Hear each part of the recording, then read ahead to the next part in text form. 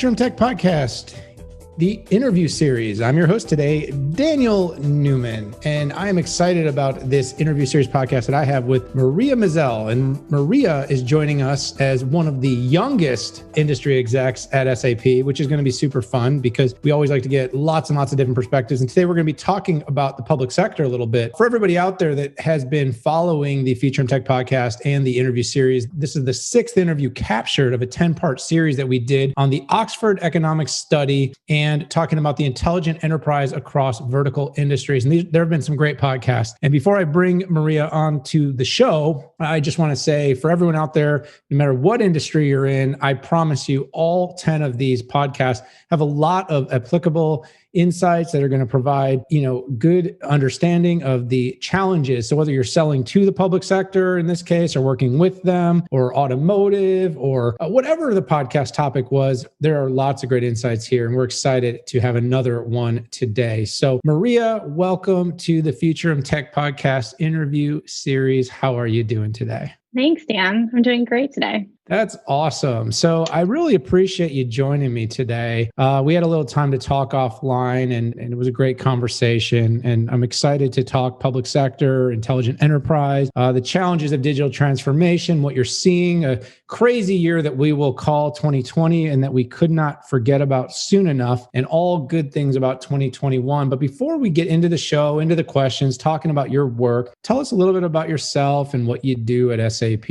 Yeah, absolutely. Thanks, Dan. And thanks so much for having me. So, as you said, I'm Maria Mizell. I am an industry executive advisor at SAP, supporting our public sector customers. So my specific focus is our federal civilian and our state and local customers. And, really my role is to help our customers understand how our solutions benefit, them in their industry and their business and to accomplish their missions and objectives. So great to be here. Thanks for having me. One of the things that you do focus on is building an intelligent enterprise. That's right. So I know, today we've got a few questions. I want to talk to you about, there was an Oxford Economics study that SAP put out, and it was, it talked across a number of different industries. And by the way, don't worry about looking it up right now if you're listening to the show. I'm going to put a link in the show notes. You can click on it. And there was lots of insights. It dug into the experiences and gathered unique data from executives across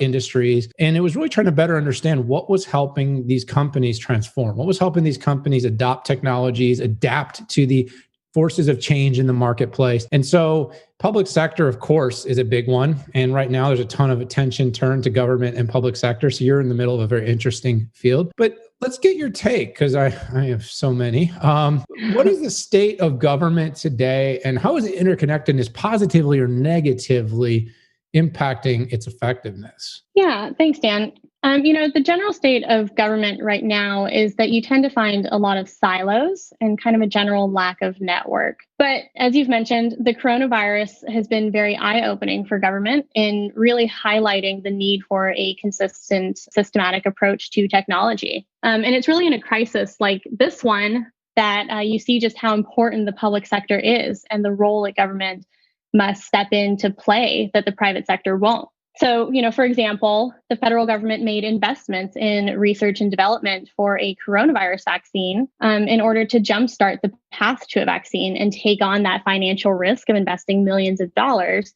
that the private sector might not have taken on so quickly, if at all. Additionally, unemployment systems in state governments that tend to be a little bit more outdated, but are now absolutely critical to millions more families. And we also have the Paycheck Protection Program loans and other extra benefits being distributed during the coronavirus pandemic that have required our state governments to adjust quickly to new demands. While state governments have been absolutely critical in propping up businesses and families in order to keep the economy from falling apart, what we've witnessed is that many of them have struggled to pivot so quickly or had systems that just couldn't adapt in the required time frame. But these are examples where governments truly are the backbone and are filling a gap or a need that can't be left to the private sector. So having the ability to quickly respond to these challenges in the future will require that public sector organizations have a cohesive, flexible approach to their operations. It may have been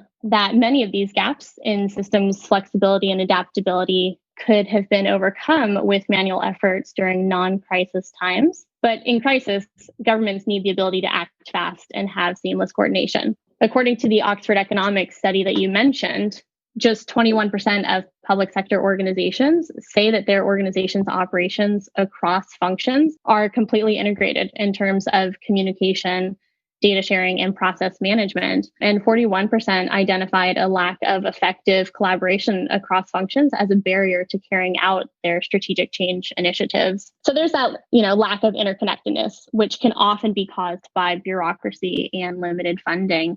Public sector respondents were also more likely than others to say that working with outside partners and across functions is highly complex for their organization. About 1/4 said that their reliance on outdated ways of working is a barrier to carrying out strategic change initiatives. And that's really, a concerning statistic when you think about the government's role during a crisis. So, for example, COVID-19 testing and the upcoming vaccine are both critical life-saving efforts that will require a truly cross-industry approach between life sciences, healthcare, the federal government, and state and local governments to come together and to really work together for a seamless delivery of tests and vaccines. So long story short, there's some work to be done to create true interconnectedness within public sector organizations. But I think now we're really seeing the importance of that interconnectedness and the importance of investing in technology modernization with a holistic strategy. And the Census Bureau is a good example of this. So for years before the coronavirus pandemic hit,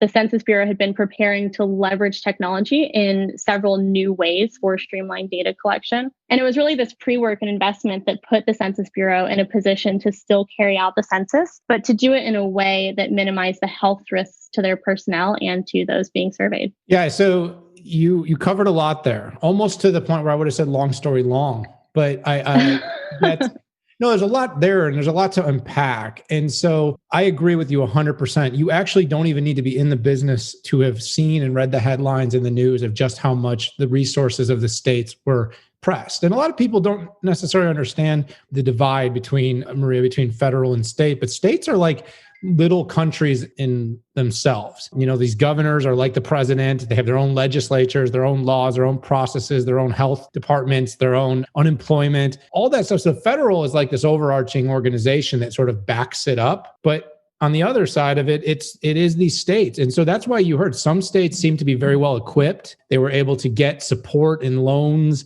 to businesses, and they were able to quickly deploy resources. And everybody out there probably heard about PPP loans. And you also heard about PPP as in protective gear for healthcare workers. And states, again, responsibility to sort of work with federal, manage it all, distribute it. And what I was saying, this came down to systems, right? This came down to, I have read so many things about people because of unemployment numbers shooting through the roof. And the systems, a lot of times were antiquated systems that just were not prepared to handle the influx of applications for unemployment insurance. And it came down to technology, and you hear backlogs adding up. Simple things that used to be done, like maybe getting a driver's license renewed, became difficult because resources again stacked up. So there's so much pressure on the system. And then so you do this 50 plus times plus territories. And then you can actually even say, you're doing kind of state, local, in the public sector, but this actually starts to boil down too into municipalities. Like you hear about the big cities, New York City and Chicago, they have their mayors and their own little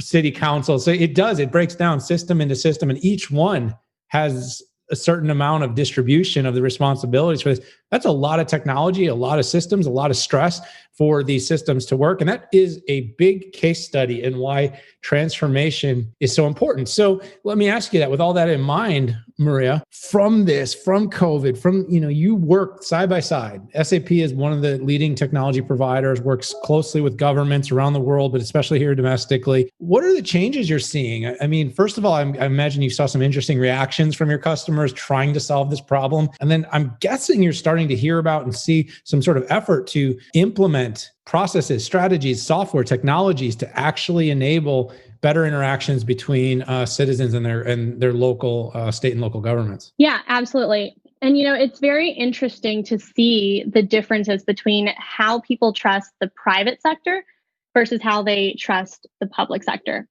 So, for example, Starbucks. Everyone has a Starbucks app on their phone, and they're willing to share their location data with Starbucks. Similarly, Google Maps, right? It knows which restaurants you go to most. It knows when your appointments are and where. It knows where you parked your car. But would you put all of that information into a government system? The general answer for most folks is that they wouldn't put that data into a government system, or they would feel uncomfortable with the government system, tracking that data. Your location, your credit card information, your appointments, your special coffee orders. But as we mentioned before, it's really in times of crisis like we're right now that you see how big of a role government plays in our lives. And people have really come to expect that the government will offer a similar level of intelligence the way that the apps on your phone do, that they'll know who you are, that they'll be able to predict what services you need, and that they'll be able to be trusted with all of that data. And I think if that level of trust can be accomplished, think of all of the great new value that governments could offer to their constituents. So for example, dating websites, they have all of these algorithms that match people based on interests and values. How much more effective could the foster care system be if a similar tool was used to match children with compatible families? In another example, as you mentioned, with the coronavirus pandemic and the COVID-19 vaccine, I've seen estimates in the realm of 70% or greater of the population must be immune in order to interrupt the chain of infection. But, we're also seeing studies that indicate that much less than 70% of the population is willing or planning to take the vaccine once it's made available. And that's a, critical pandemic ending difference. I think what we're seeing is that in order for governments to effectively carry out their missions and protect the population, they have to have the trust of the population. And in order to maintain and keep building that trust, governments have to modernize to deliver the types of engagements that constituents expect and get residents to buy into those services. And a big part of that is transparency. The Oxford economics study that you had mentioned pointed out that transparency is completely overlooked as a key component in building trust with citizens. It noted that 13% of public sector respondents have not increased transparency into their operations at all. I think that governments need to critically think about improving data sharing efforts and infrastructure. Also noted in the Oxford economics study is that data sharing with partners, which can include public sector departments or private companies, is dramatically lower for the public sector. A full 21% said that they have no plans to increase data sharing with their partners. But realistically, effectively distributing public resources is much easier when data can flow across entire ecosystems to, improve decision-making, increase efficiency, and reduce fraud and abuse. I think it's interesting to think about what creates trust and what destroys it. And I think that governments will need to start offering the types of interactions and engagements that constituents expect and are receiving from the private sector. And they'll need to increase data sharing and transparency to do it. Yeah, I think that's a great point. And that's a hard one. So we've studied in our firm a ton about digital transformation, what enables it, and culture always rises to the top. And in the body of culture lies a level of honesty, transparency, trust that has to exist. You cannot have a strong culture if trust is broken. It's just like you can't have a strong family, a relationship, friendships, business partnerships, clients, really anything when the trust chain is broken. Everything will be fundamentally flawed because of that. And so, in public sector, it's so nuanced. And I would say right now, during this pandemic period of time, we've seen such extremes that it would be very interesting without jumping into any sort of political stance, because that would ruin the show. But we really do have like this massive gap and two mountains in between it. And people are either extremely trusting right now, feeling that their government has a very strong desire and has their back. And this can vary at the state level because state policies are so different. And it tends to be you're either really on board right now or you're almost completely in contempt, is kind of this weird. So it's really difficult for states to deliver consistent services at scale when you have anywhere from probably 30 to 70% of your population, assuming that you've got some sort of divide that is completely on board or against. And the more that they are against the ideals or the states or the policies or the systems, because right now you even have people that are like, we love what our state is doing. I mean, I read Twitter, I read news, but they're like, why can't we get our benefits? Why is it taking 6 weeks, 12 weeks to get unemployment? Why can't anybody meet with us? What's going on with our schools? How are we getting the Zoom classes to be up to a certain standard for our students right now? Because we've basically had our kids out of school for 7 months. And no, they're not out of school, they're e-learning. But let's be straightforward, right? Maria, you could probably contest that our public sector and our municipalities were not prepared to deliver school at scale remotely for this extended period of time. And even through the summer, most schools were preparing for a return. Most schools believed that there's no way that this pandemic was going to last and become as bad as it's become through the whole year. Most kind of went into summer thinking, okay, we'll build our plan, but we're probably going to come back to school. All is good. And bam, I mean, now here we are. We're recording this. It's October 20th. And I only tell you that because you may be listening to this. It could be 2025 because, the internet's got it's like a time capsule. It's October. And frankly, we're hit our peak cases now. Now, we've seen some improvements from state and from our medical community, public health, in terms of being able to treat the virus. So it's not quite as scary as it might have been in March when we didn't know, but we still have peak cases. We have high hospitalizations in many places. And my point is this kind of cyclical nature has caused a lot of tension between the states. I love that insight there. And I love that you pointed out the trust and the transparency. I think the governments probably have a long way to go in order to get the masses to believe that's their plan. But if they're able to accomplish this, you will see much better adoption, much easier. And that's not only for these constituents, but also for the employees, the state employees that are trust, is my pension in good shape? Are my benefits safe right now? Is my job safe? We're hearing cuts around the world. Anyways, I digress. This is a big topic. I had no idea how much fun this could be to talk about. So I have one more question for you, Maria, and thanks so much for your time today. I started talking about millennials. I wrote a book about it, right? I told you that already. And you mentioned, and we were talking about the size of the millennial generation. It's now the largest in the workforce. So let's circle back to that. Maybe a little more fun than talking about trust and transparency with government right now. How will millennials impact public sector organizations? And if you don't mind me adding to it too, even the generations coming up behind as well, because I think I'd just like to talk about how is the youth, the impending youth that's infiltrating our workforce, changing the interaction between constituents and citizens and their public sector? Yeah, absolutely. And I think there are a lot of synergies between the public sector organizations and the millennial and Gen Z generations. It's generally pretty accepted that the majority of folks who join public sector organizations do so out of a commitment to a purpose-driven vision and to making a difference around a particular social or environmental issue. According to the Oxford Economics study that we've been mentioning, about half of public sector respondents say that leading with purpose, so for example, by focusing on social or environmental change, is a priority for organizational success. In fact, acting on these priorities improves employee satisfaction and talent attraction, with a large majority of public sector respondents having said that their social and environmental reputations provides an advantage when searching for skilled talent. Now, millennials and Gen Z are very similar.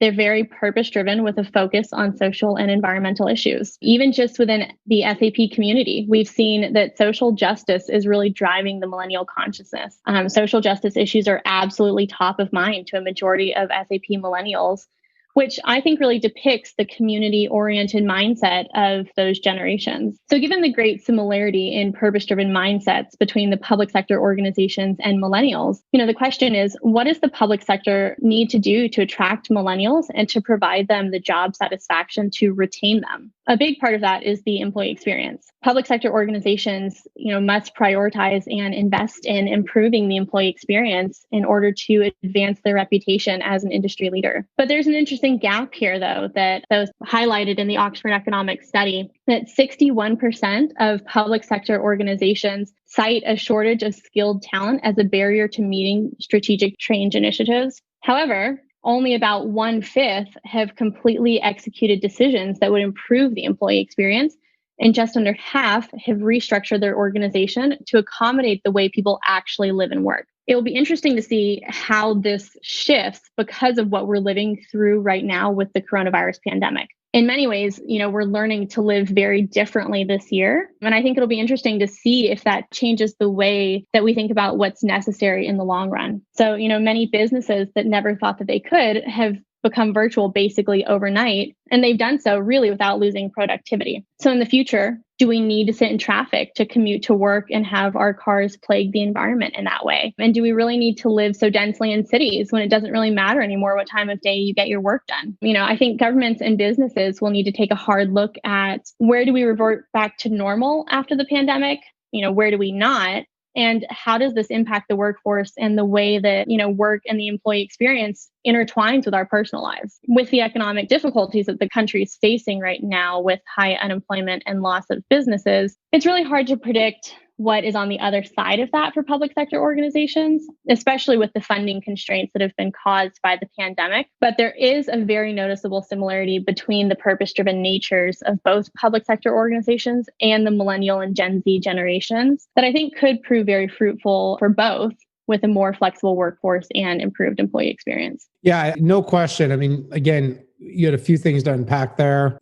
It's a really big topic. Sometimes I feel like these generations get sort of lumped, that they're all the same and all think the same. And of course, it's a huge generation that spans over like 15 to 20 years, depending on, like I said, which organization is basically identifying the generational spreads. Half the generation of the millennials was almost pure born on tech, meaning has had a cell phone more or less from the moment they went to school and were on mobile devices. And I'm not just saying cell, really a smartphone. And then the other half were sort of came into it during college, where around, the early 2000s when Facebook and social media started taking their lives by storm. But I will say it's created a great groundswell opportunity for the generation to be more outspoken. Everybody became citizen journalists in a lot of ways, whether that's through microblogging or tweeting, posting on your social channels, creating stories, which has sort of been an evolution of the early days of social media. And that's given a bigger voice to the community. And I think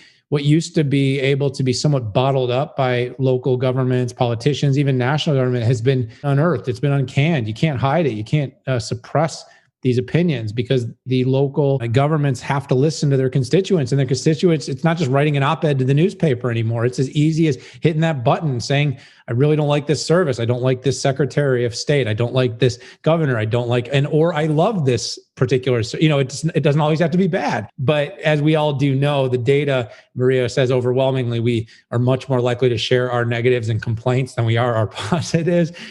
Something about the human condition, 2020 has only exacerbated that. But no, this is really great stuff. And I think in the end, the one thing I'd like to point out is that the technology is really the underpinnings of all this. It's the ability to get these municipalities, states more closely connected to their constituents, understanding that data, of course, has a certain amount of intrusiveness, but if done well and working with the right company that protects the data and manages it and anonymizes that correct data, it can also be used to create better experiences. Everything from improving the traffic patterns in your local cities to make sure people can get in and out, to, as you mentioned, potentially putting more workers remote that, are able to do their work at home, or provide better benefits so that employees can stay home when they have children longer, things like that are offered in other parts of the world that have never really been offered much here in the United States. So there's a lot of things that tech can enable. And that comes with data, that comes with analysis, that comes with the right tools, that comes with systems that make sure that states and local governments, and of course the federal government, are able to run as smoothly as possible. And Maria, I'd say you guys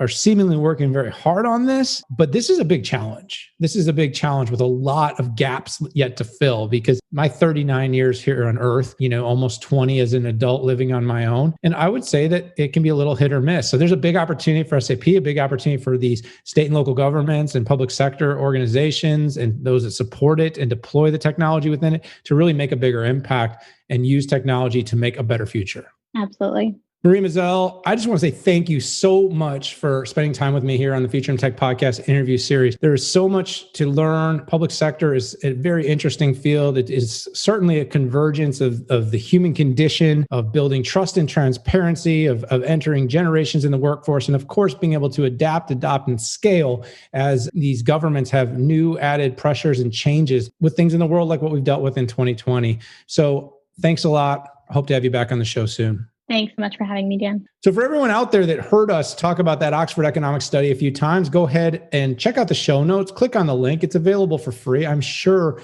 you will enjoy it. For those of you that haven't hit that subscribe button yet for the Futurum Tech Podcast, hit it. I promise you, tons of good shows, interviews, executives from around the industry that'll tell you all kinds of things all across the digital transformation and technology and business landscape. But for now, for this episode, I'm Daniel Newman, Principal Analyst, Futurum Research. I got to say goodbye. We'll see you really soon.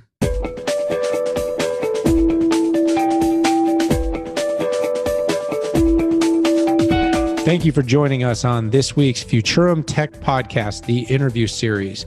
Please be sure to subscribe to us on iTunes and stay with us each and every week as we bring more interviews and more shows from our weekly Futurum Tech Podcast.